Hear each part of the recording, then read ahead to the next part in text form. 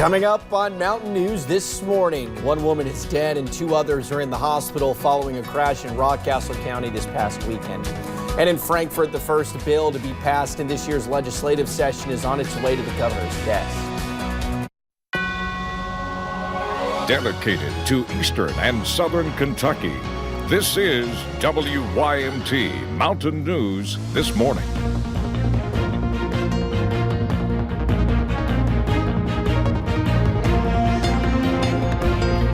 Good morning. It is 6:33 on Monday, February the 3rd. I'm Will Puckett. Thank you for tuning in to Mountain News this morning. Madison has the day off.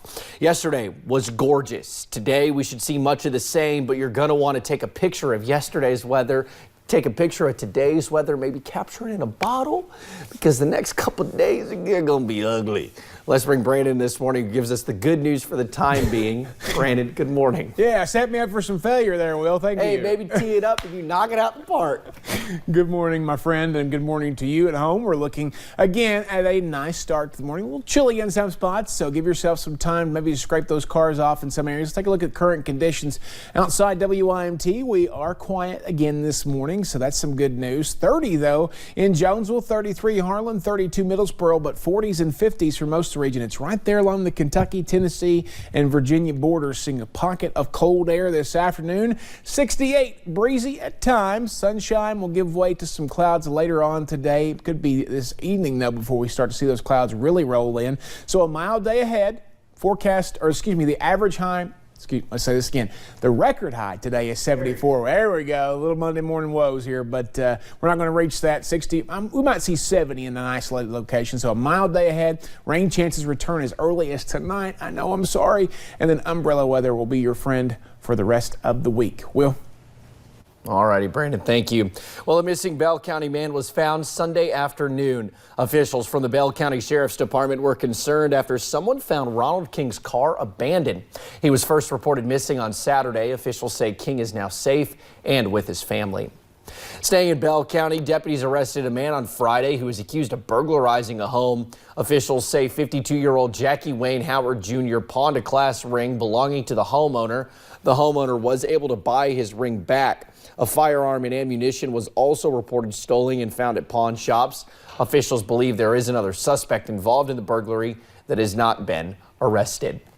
One woman is dead and two others are in the hospital after a crash in Rockcastle County Saturday night. We have learned that 26-year-old Courtney Duff is the woman who was killed. Troopers believe she was driving the car that crashed after she sped away from a trooper attempting to pull her over. It seems like it's happening more and more and more. You know, people not obeying, law enforcement. Just pull over. We're not the bad guys. We're just maybe seeing what's going on. You might have something minor wrong in your vehicle. We can get it fixed. Officers do believe drugs and alcohol are involved. Two other people were hurt during the crash. Their condition is unknown at this time.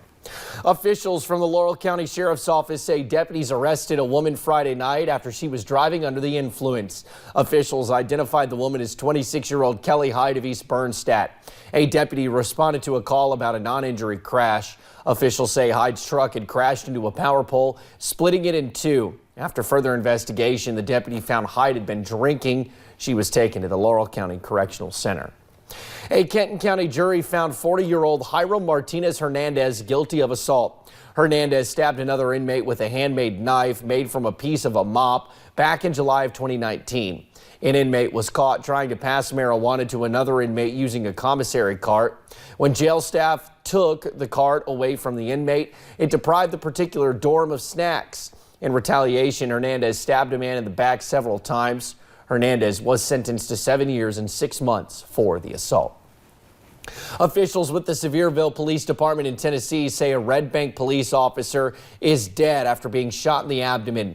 Police say this happened during a domestic dispute Saturday evening. The victim, 41-year-old James Smith, was taken to the hospital where he later died.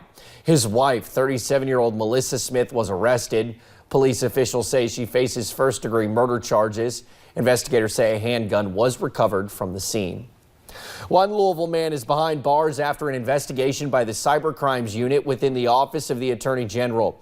Nigel Nicholas is charged with 1 count of tampering with a witness. Nicholas was arrested back in February of 2018. He was charged with 2 counts of human trafficking. Officials say Nicholas was working and profiting from the sale of illegal sex with teens over the internet. After being released on bond for human trafficking charges, police rearrested Nicholas, saying he brought a third party into Kentucky to pressure a human trafficking victim to recant a statement. Excuse me. Well, West Virginia may soon require speedy testing and collection of rape kits. This is under a bill passed by the West Virginia House of Delegates. Lawmakers on Friday approved the proposal by a unanimous vote. The measure would require the kits to be submitted to the state police's forensics lab within 30 days or as soon as possible after collection. It would also allow for the creation of a tracking process of the kits and would require a court order before law enforcement can dispose of the examinations. The measure now moves to the Senate for consideration.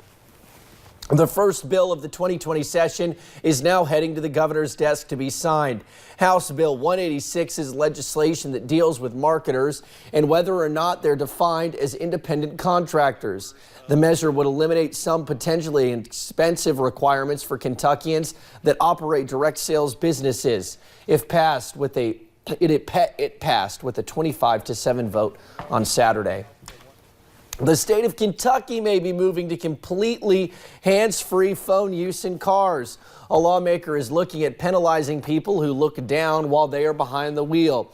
He is proposing the Phone Down Kentucky Act to go through this year. Shelby Lofton tells us how the proposed legislation goes beyond the state's current texting ban. The man behind a proposed law says his goal is to save lives and property, but the Phone Down Kentucky Act might help folks kick their bad habits to the curb. Absolutely an addiction. With more people on the highways and more people on phones, it has got pretty dangerous. House Bill 255 would make it illegal for anyone to hold a phone or any similar device with any part of their body.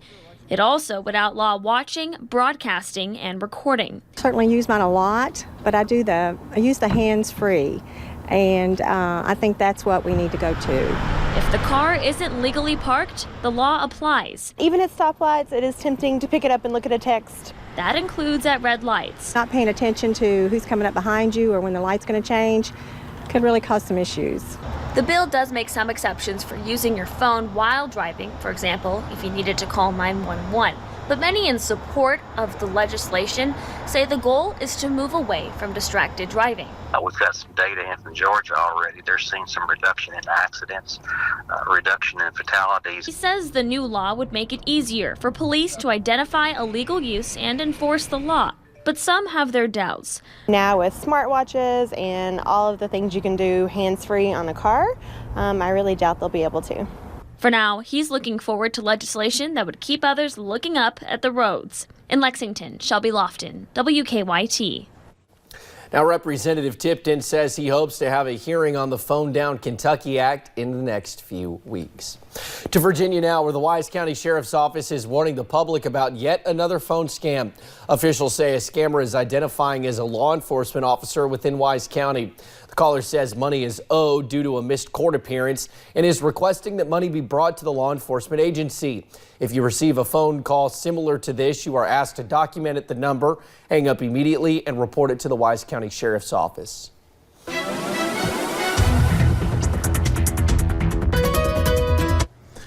Conditions a little bit chilly this morning in some areas, but dry and quiet over at UVA Wise and across the region. You see the last few hours there. Maybe a touch of fog on the horizon, but not a whole lot. Not even enough to really ride home. About 30 right now, Jonesville, 45 in Wise, 53 Hazard, Jackson, and then 52 there in Pikeville, 50 in Williamsburg. They went down about 4 degrees since the newscast started. 42 in London and 50 up toward Moorhead, 44 in Irvin. Your out the door forecast today, we are going to see temperatures soar once again into the upper 60s, close to 70. Got to 65 yesterday. I think somebody could get to 70 today before those clouds start to roll in later this evening. Will?